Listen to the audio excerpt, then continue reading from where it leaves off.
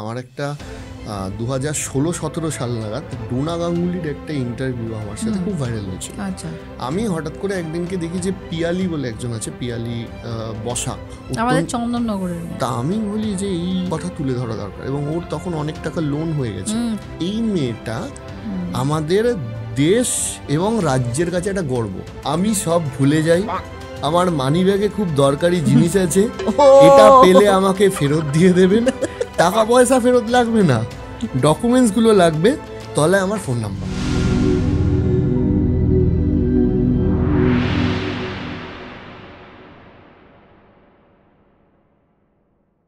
যখন তুমি রোজই একটা মানে you are always on a roll, তুমি যখনই কোথাও যাও তোমার ব্যাগে কি থাকে?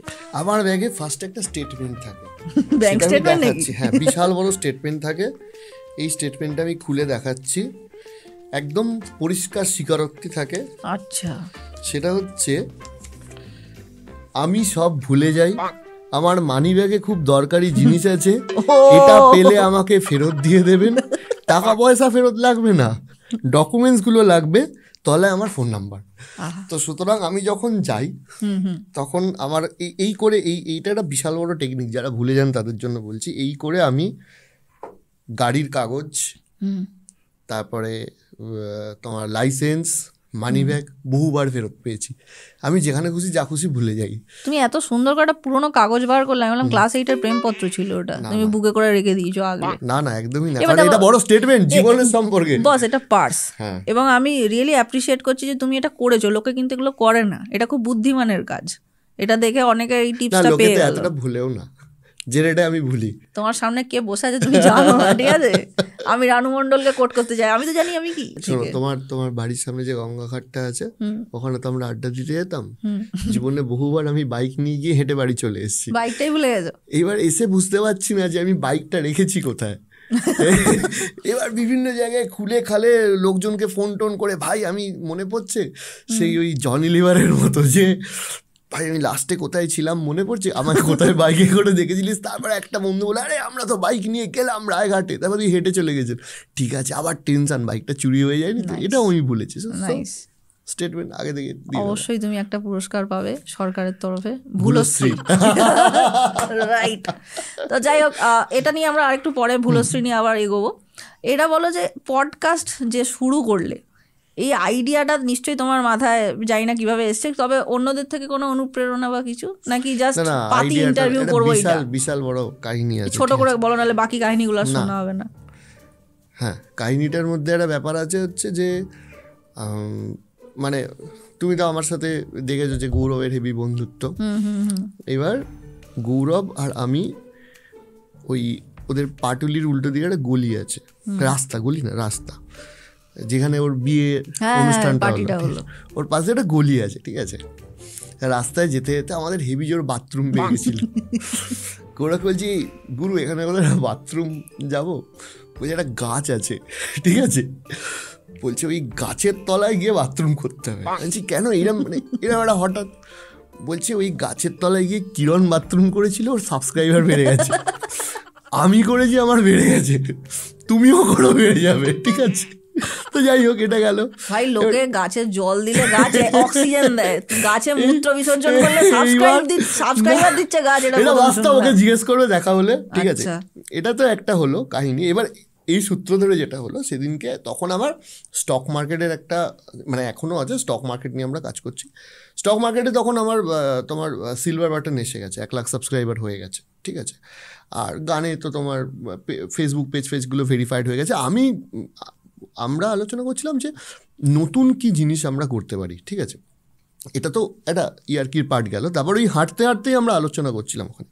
গৌরব ফার্স্ট আমাকে বলে যে তোমার তো বিভিন্ন দিক দিয়ে চর্চা আছে, মানে তুমি যেটা করতে পারো সেটা হচ্ছে একটা পডকাস্টের চ্যানেল করো, সেখানে সাবজেক্টিভ কথাবার্তা বলতে পারবে। তো তখন আমার মাথায় আসে যে না বস, এটা করা যেতে পারে। আর একটা কারণ হচ্ছে, এই ধরনের অনুষ্ঠান আমি আগেও করেছি। আমার একটা 2016-17 সাল নাগাদ ডোনা গাঙ্গুলির একটা ইন্টারভিউ আমার সাথে খুব ভাইরাল হয়েছিল। তো আমি বললাম যে না, এটা তো আমার জনারের মধ্যেই পড়ছে, অসুবিধা হয় না। দেন আমি তখন শুনলাম যে একজন আর্টিস্ট, ইয়ং আর্টিস্ট, আমার নামটা খেয়াল পড়ছে না, মুম্বাইয়ের, তিনি তোমার হার্ট অ্যাটাক করে মারা গেছেন। আচ্ছা, ট্রেডমিলে জিম করতে করতে। ওকে।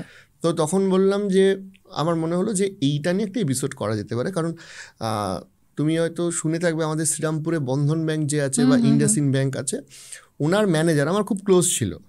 42-43 বছর বয়সে উনিও তার আগের সপ্তাহে হার্ট অ্যাটাক করে হঠাৎ করে রাত্রিবেলা মারা গেছিলেন। এবং ওই সময় একটা ওই 2023-23 নাগাদ তুমি যদি মনে করো, প্রচুর ইয়ং ছেলে মেয়ে হার্ট অ্যাটাক করে মারা যাচ্ছে। রাইট। তো আমার মনে হলো যে এইটা নিয়ে একটু অ্যাওয়ারনেস করা দরকার এবং আমারও জানা উচিত যে কি হচ্ছে কেসটা। তো আমি শিল্পা বাসু রায় বলে একজন ডক্টর রয়েছেন, কার্ডিওলজিস্ট, আমার কে বিভিন্ন বিষয়ে পরামর্শ বা সাজেশন গাইডেন্স এর আগেও সে করেছিল। তা আমি তাকে মারফত, আর আমার খুব কাছের ভাই আছে শুভময়, ওকে বলি যে তুই একটু শিল্পাদিকে বল যে এরকম একটা এপিসোড করা যায় কিনা। বলার সঙ্গে সঙ্গে সে খুব আনন্দে ঠিক আছে করব বলে এপিসোডটা শুরু হয়। এবার তখন আমাদের নিজেদের স্টুডিও ফুডিও ছিল না। ফার্স্ট এপিসোডে আমরা তার বাড়িতে গেছি, ঠিক আছে, গিয়ে আমাদের ছেলেরা কী করেছে লাইট ফাইটে এখানটা খুলে ওখানে লাগানো, যেরকম হয় আর কি সেট করতে গিয়ে, ঠিক আছে। আমি গিয়ে বলছি যে ভাই এটা করিস না, লোকের বাড়িতে এসছি, ফার্নিচার তুলে নিচ্ছে, চেয়ার নিয়ে ল্যাম্প লাগিয়ে দিচ্ছে, হ্যাঁ, তো ইত্যাদি করে পডকাস্টটা শুরু হয়। তো ওটা আস্তে আস্তে ভিউ হয় ইত্যাদি ইত্যাদি। আমি হঠাৎ করে একদিনকে দেখি যে পিয়ালি বলে একজন আছে, পিয়ালি বসাক, চন্দননগরের চুচুড়ায়, চন্দননগরের বাড়ি। তা আমি বলি যে এই মানুষটা তো এর কথা তুলে ধরা দরকার। এবং ওর তখন অনেক টাকা লোন হয়ে গেছে, প্রায় 80 লক্ষ টাকা। এবং ও এভারেস্টে একবার চেষ্টা করে পারেনি, কারণ অক্সিজেন ছাড়া উঠতে গেছিলো। এবং তারপরে আরও বড় বড় অনেক পর্বত অভিযান ও অলরেডি করে ফেলেছে। এই মেয়েটা আমাদের দেশ এবং রাজ্যের কাছে একটা গর্ব, সত্যি গর্ব। এবং এই মেয়েটা মানে একে বলে পাহাড়ের কন্যা যাকে বলে না, ওকে দেখলে তুমি তো দেখবে বুঝতে পারবে না। আমি এই প্রসঙ্গে তোমাকে কাটছি না, তুমি এটা বললে বলছি যে ওকে দেখলে তুমি বুঝতে পারবে না কতটা যে কত বড় সত্যি। আমি তোমাকে বলি, আমি তো এখনো ট্রেনে বাসেই যাতায়াত করি, আর কলকাতা যেতে গেলে সত্যি কথা বলতে আমাদের শ্রীরামপুরের মানুষের যাদের নিজেদের গাড়ি নেই, ট্রেন ছাড়া কিন্তু গতি নেই। হাওড়া অবধি আমার ট্রেনে যেতেই হয়। গাড়ি থাকলেও ট্রেনে করে গেলে সুবিধা। হ্যাঁ, এক্স্যাক্টলি তাই, অনেকটা সময় লাগে।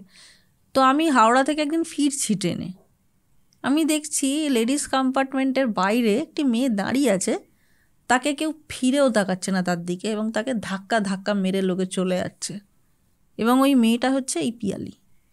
আমার দেখে একটা জিনিস খারাপ লাগলো যে আমাদের দেশে সিনেমা আর্টিস্ট, ক্রিকেটার, এরা যারা একটা প্রচণ্ড একটা স্টারডাম পেয়ে গেছে, নিজেদের অবভিয়াসলি নিজেদের ট্যালেন্টেই পেয়েছে, তাতে কোনো অসুবিধে নেই, কিন্তু তারা যে ধরনের সম্মান, প্রতিপত্তি এবং মানুষের অ্যাটেনশন পায়, পিয়ালির মতো মেয়ে যাদের কোনো ব্যাকিং নেই, যারা অনেকটা অভাবের সঙ্গে মোকাবিলা করে তারপর এই জায়গাটা অ্যাচিভ করতে পারে, তাদেরকে লোকে ন্যূনতম প্রতিপত্তি পয়সাগুলো পড়ে, চেনে পর্যন্ত না, তাদের রেকগনিশনটাই নেই। হ্যাঁ, এইটাই আমার খুব খারাপ লাগলো দেখে। মাথায় আসে যে, এবং এটার জন্য পডকাস্ট শুরু করা, যে বাংলায় এরকম অনেক ক্যারেক্টার আছে, যে ক্যারেক্টারগুলো মানুষ জানতে পারলে তাদেরকে খুব ভালোবেসে অ্যাকসেপ্ট করবে, কিন্তু হয়তো মানুষ জানে না। তো তখন আমি পিয়ালিকে নিয়ে আসি, আমার তখন বাড়িতেই একটা ছোট স্টুডিও করা হয়, এবং সেখানে পিয়ালি আর ওর মা এসে পডকাস্ট হয়। এবং সেইটা 2 নম্বর বা 3 নম্বর এপিসোড ছিল। সেই এপিসোডটা থেকে পডকাস্টটা খুব মানুষ অ্যাকসেপ্ট করতে থাকে। তারপর আমাদের চ্যানেলে দেখো কন্টিনিউয়াসলি রিসার্চ করা হয়েছে, এরপরে অনেক স্টোরি আছে। কিন্তু ওই যে 3 নম্বর এপিসোডটার ওই যে ভিউয়ার্সটা হলো, ওইটা আমাদেরকেও উৎসাহ দেয় যে না, তাহলে সত্যি ভালো টপিকে যদি কাজ করা যায়, সেটা সত্যি মানুষ অ্যাকসেপ্ট করছে।